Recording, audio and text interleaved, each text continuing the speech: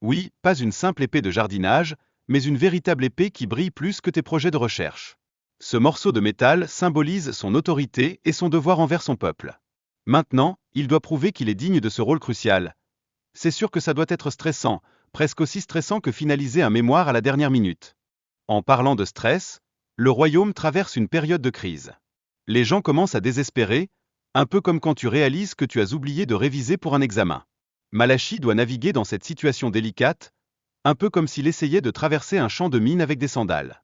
La confiance du peuple est en jeu, et il doit regagner leur cœur, et éventuellement leur affection, si c'est sur la table. Et puis, voilà qu'apparaît un chasseur de sorcières, Heinrich Kramer. Pas le genre de gars que tu voudrais t'inviter à ta fête d'anniversaire, croyez-moi. Ce type prétend que la mauvaise récolte et le malheur dans le royaume sont de la faute des sorcières. Comme si Instagram n'était pas déjà assez rempli de magie noire. Les sorcières, ces terribles manipulatrices de la nature, ont le pouvoir d'envoyer des malédictions sur les cultures.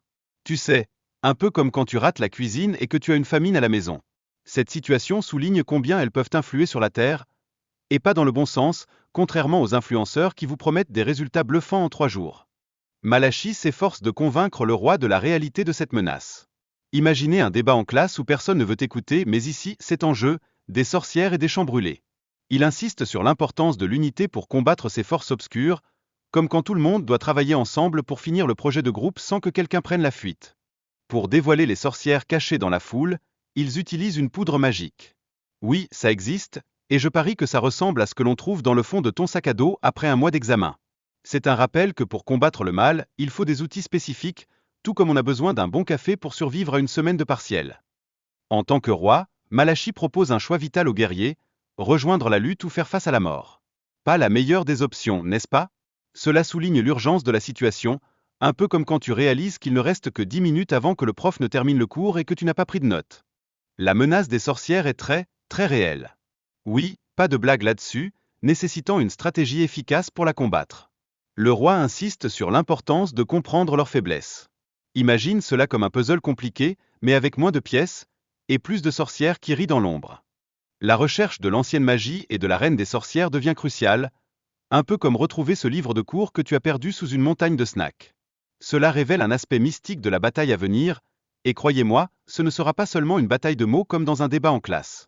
Les protagonistes doivent échapper aux effets temporaires d'un puissant enchantement. C'est comme être en pleine révision, mais avec la tête dans les nuages. Leur détermination à trouver la reine rouge est cruciale. Un peu comme ta détermination à trouver la dernière part de pizza dans le frigo. La ville de Kadistan semble sous le joug d'une malédiction. Imaginez un endroit où tout le monde a oublié de faire ses devoirs.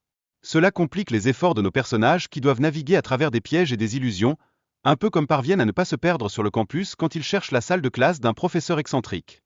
Les personnages font face à des adversaires rusés, utilisant la flatterie et la tromperie pour les manipuler. Ça sonne un peu comme un groupe d'amis essayant de décider quel film regarder sans se fâcher. Cela souligne l'importance de la méfiance et de la vigilance, parce qu'on sait tous que dans une quête, il ne faut jamais faire confiance à un sourire trop brillant. La peur est un ennemi à surmonter. Oui, comme le sentiment d'angoisse avant un examen surprise. Le roi appelle ses sujets à ne pas céder à cette peur. Il souligne l'importance de la solidarité, un peu comme se rassembler en groupe pour encourager celui qui a oublié ses notes de cours, encore une fois. Le roi évoque la notion de sacrifice, demandant à son peuple ce qu'il préfère, mourir en silence ou se battre. Il encourage une lutte active contre le mal, un peu comme devoir choisir entre rester sous la couette ou affronter un jour de pluie pour aller en cours. Spoiler alerte, ni l'un ni l'autre ne sont très plaisants. L'importance du chasseur de sorcières est mise en avant comme un atout pour vaincre la magie sombre. Bien sûr, la foi et la détermination du peuple sont essentielles, un peu comme cette dernière minute d'énergie que tu trouves toujours avant de rendre ton travail. On sait tous que le bon vieux dicton "l'union fait la force" ne prend jamais un coup de vieux. La connexion entre la mère et l'enfant est puissante, presque aussi puissante que le désir de manger des snacks pendant les cours. Cette force doit être acceptée pour réaliser son potentiel. Cela souligne aussi l'importance des liens familiaux dans cette quête de pouvoir, un peu comme avoir ta famille pour te soutenir à chaque fois que tu loupes un plat de pâtes. Le protagoniste fait face à des choix difficiles entre loyauté et pouvoir. Imaginez devoir choisir entre un bon repas et un devoir de dernière minute. Il doit décider s'il veut rejoindre la Reine Rouge ou protéger son royaume. C'est compliqué, comme choisir une spécialité après avoir goûté au buffet de tous les cours. La révélation sur les origines du protagoniste est un véritable bouleversement. C'est comme une révélation dans une série à suspense, sauf que là, ça concerne son identité. Cela met en avant les thèmes de la malédiction et du destin familial, un peu comme découvrir qu'on a des liens de parenté avec le prof de la matière que tu n'aimes pas. Les relations familiales compliquées sont explorées, révélant des secrets et des désirs inavoués. C'est comme ouvrir une boîte de Pandore, sauf qu'à la place des surprises, tu trouves des histoires de famille que tu préférerais ne jamais connaître. La quête d'un frère perdu est centrale à l'intrigue, ce qui justifie parfaitement ces moments de drama familial. Au cœur du récit se trouve le thème du pouvoir et de la trahison, avec des personnages cherchant à s'emparer du pouvoir, même au prix de leur propre famille. C'est un peu comme quand tu dois choisir entre trahir ton partenaire de projet pour obtenir une meilleure note ou maintenir ta morale. La victoire sur le mal est célébrée, mais elle s'accompagne d'une douleur profonde, comme celle que tu ressens quand tu réalises que tu dois faire des compromis pour les examens. Le sacrifice d'un héros est un rappel poignant de l'importance de l'unité et de la solidarité.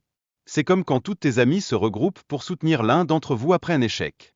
Voilà, c'est une histoire de pouvoir, de lutte et de la nécessité de rester soudés et d'agir ensemble, surtout quand les temps deviennent difficiles.